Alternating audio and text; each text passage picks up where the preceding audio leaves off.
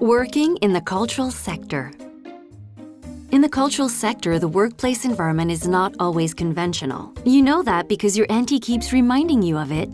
Sure, but you don't do any real work, do you, Dom? It's true that for many workers in the cultural sector, the workplace environment is the same as in any other sector. But for some, it can be like this, or this, or even this. I'm working on my next scenario.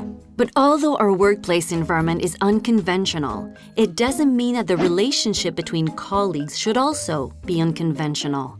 Because a workplace environment isn't only this. It's this. In the long run, what matters most in a workplace environment is not the actual workspace, but the relationship that develops between colleagues.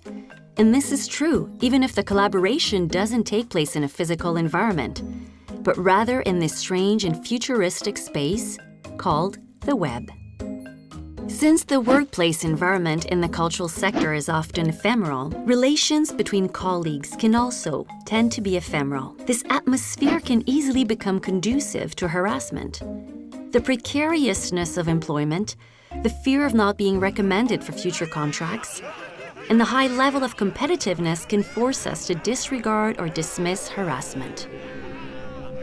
We can also be under the impression that in the cultural sector, anomalous behavior is acceptable. However, disrespecting our colleagues is not anomalous behavior. It is unacceptable behavior. Singing a reggaeton version of Message in the Bottle with the chorus of monkeys? Now that's anomalous. I don't know. I find that pretty normal. So, let's stay on our toes and make sure that all our workplace environments are totally harassment-free.